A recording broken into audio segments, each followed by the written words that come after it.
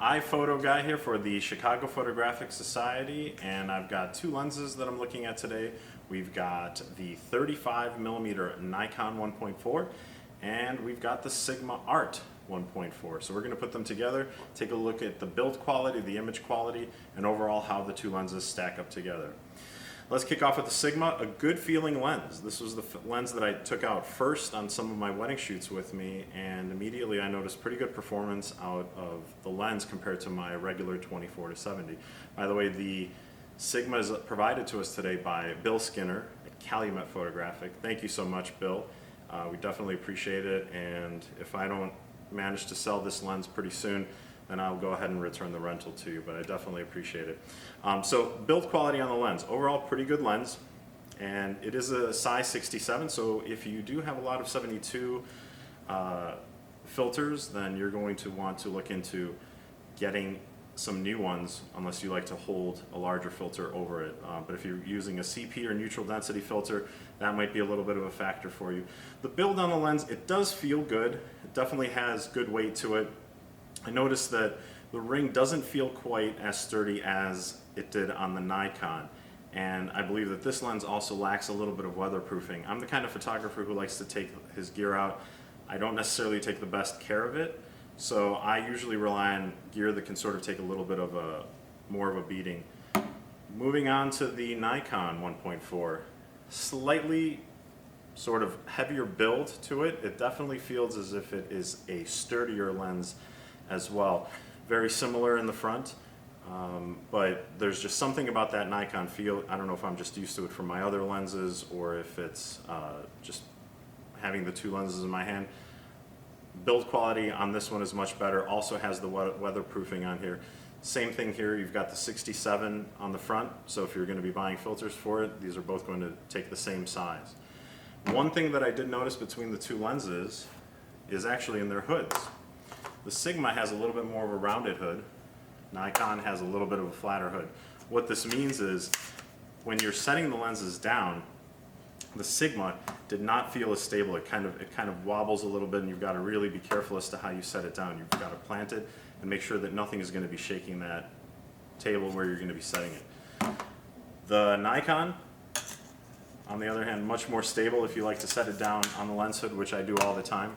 One of my favorite ways to sort of leave a lens for just a moment, and if I'm out on a shoot such as a wedding or if I'm moving kind of fast, I don't want to think about it, I just want to drop the lens and go. So surprisingly, that was one of the factors, but otherwise build quality on both of them is pretty good. Edge goes to Nikon.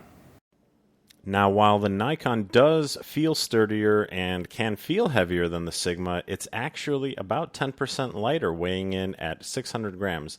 The Sigma is 667 grams, but the real difference between the two of them is going to be not just the performance, but the fact that the Nikon version is almost twice the amount of what the Sigma sells for. The Sigma is listed for $8.99 currently on Amazon, and the Nikon version is selling for $17.96. So the real difference is the build quality and the image quality worth it for you? Let's take a look at the image quality. We wanted to keep things pretty real world here, so what we did was just use natural light for a number of the shots, and we put the camera up on the tripod, and we started off with the Nikon. Our settings we sort of exposed as what you would have in a real world setting, which is 1/25th of a second at f4, ISO 1600. Now this is on a tripod, so we're not going to be impacted by any shake at all, and you're going to see a little circle there, and that is where we're focusing. It's actually not the central part of the image. I kind of wanted to test the various points in the image, both left, center, and right. Nikon looking pretty good, and if we zoom in, for the most part, pretty clear. No complaints about the image quality. Taking a look over on the right side, also the same thing. We've got the barcode, which is selected there, and that also appears to be pretty clear. And finally, we have the lens cap, which we actually shifted so that it would be in the center point and we wouldn't have to realign our camera on the tripod. And that also comes out relatively clear. No complaints really about the sharpness. And this is a pretty common f-stop that I use, so that's why I picked it rather than doing it wide open or setting it to higher like f13 or f16. So let's bring in both lenses with a cropped view and take a look at them side by side. So we've got the Nikon lens on the left, Sigma on the right, and they are pretty close in the sharpness, which is right on sort of the f1.4 is where the focal point was. The Sigma is a bit sharper there, and you can barely see it, but there is a subtle difference. And the Sigma definitely wins out there in terms of having the sharpness.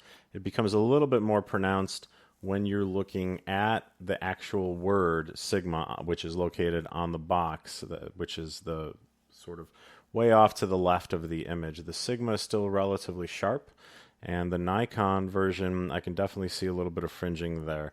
One other thing that I noticed is that the black appears to be a little bit smoother and less noisy on the Nikon version. On the Sigma, it is actually a little bit darker and a little bit more contrasty. So they handle their whites and their darks a little bit differently. The Nikon image kind of melds together, has a slightly warmer feel. Sigma has a slightly cooler feel. The whites are definitely a little bit crisper, and the blacks a little bit darker. So a different feel to even the colors in the images there. Using the right side focal point, it is a little bit tougher to tell once it gets a little bit busier that there's a huge difference in terms of the focus quality. I would still say that the Sigma wins out.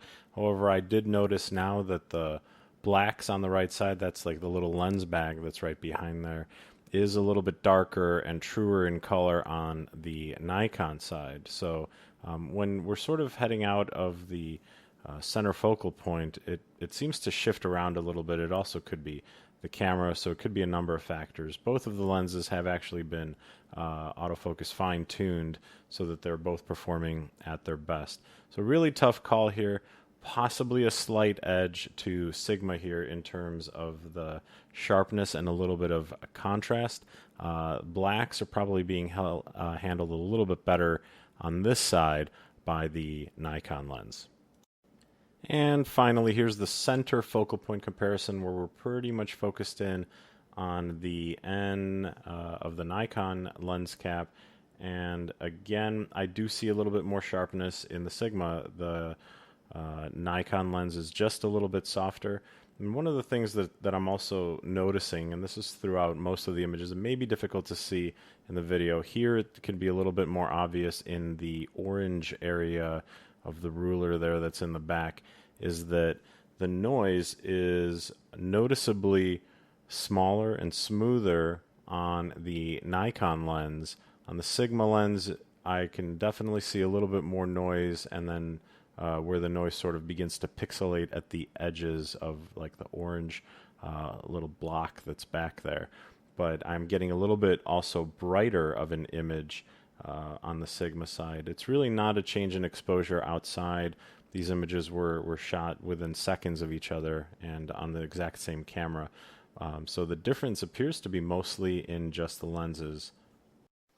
Now, one of the things that we want to also look at is real-world sort of examples of how we would use the lens. So we've got our trusty donut with Fruit Loops and some frosting on there, which I'm sure is delicious and healthy for you, standing as our sort of moving subject. And so we've got Annette, who is actually sliding the entire panel with the donut on it at a relatively quick pace, as if it could be somebody moving, whether you're photographing an event, a wedding, or if just your portrait subject that's moving, because it's rare that something is completely stationary, such as the first couple tests. So everything that you're seeing here with the donuts is moving. We are firing the strobe, and I've got to say that the results are pretty close. The Sigma does win out in terms of sharpness versus the Nikon on the best shot. Now, one sort of disclaimer there is that the one best shot of the Sigma, it took a few attempts to get it, and we shot this a number of times. We were just going back and forth and back and forth, and a lot of times the Sigma was sort of struggling just a little bit when we were doing the continuous focus on the moving subject, in this case our nice contrasty Fruit Loopy donut. So some of the shots are a little bit worse, but the one that came out best did beat out Nikon's best shot. So it was sort of a hit or miss thing, but when it hit, it really hit, and I think that it definitely beat Nikon. So then the question comes down to which lens is it that you should get? You've got the Nikon on one hand, which has the better build quality, weatherproofing, better noise handling, and it seems to have a better focus on moving subjects versus the Sigma, which has a pretty significant price difference. If you can buy two for the price of one, that is a significant price difference. It also has a better contrast and a notably sharper image than what you get out of the Nikon. It's really sort of a tough call. It sort of boils down to your priorities. If you're a wedding photographer or you're shooting moving subjects and you rely very heavily on the fact that your lens is going to nail that focus every single time, then maybe, just maybe, the Nikon is for you, especially if you're shooting in conditions where the weather isn't ideal or you don't take the best care of your gear. However, you're paying twice the price, and the sharpness is for sure not what it is on the Sigma. So it's a close call. It really boils down to what your priorities are. What you can always do is rent both lenses, see which one works for you. I would say that for the average photographer, it's probably not going to matter very much in terms of having the weatherproofing or focusing much on moving subjects. A lot of people are simply out there photographing landscape, family, or they just sort of want a lens that they can walk around on the street with, where it's not critical if you're missing a shot. So I tend to veer a little bit towards the Sigma for most photographers. So unless you have a real specific need for it, I would probably go ahead and take the sharpness of the Sigma and sacrifice slightly on the build quality. But for half the price, if a few years go by and something happens to the lens, you could buy another one, or maybe there'll be a new version out at that time, and you've still spent less than what you spent on the Nikon. So I'm sort of leaning towards the Sigma Art 1.4 lens for the average photographer. If somebody wants to reach out and give me a better reason to go with the Nikon or where that's come into play, I'm certainly happy to include that in a follow-up review, or feel free to leave that in the comments.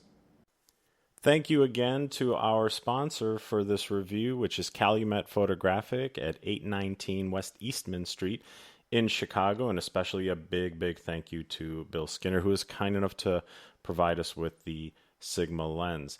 If you would like to keep up with our group, which is the Chicago Photographic Society, you can search for us on Facebook, and that is Chicago Photographic Society. Click the join button. We'll take a look, and we'll plop you right into the group, and you're welcome to certainly join us for our meetings if you're in the area, or feel free to stop on by. And finally, if podcasts are your thing and you want to keep up with folks who are in the industry and hear some one-on-one interviews, some behind-the-scenes kind of candid banter, or just see who's up and coming in the industry now, you can check out our podcast, which is called The Lens. And you can search for it on iTunes by searching for The Lens Chicago, or click the link below.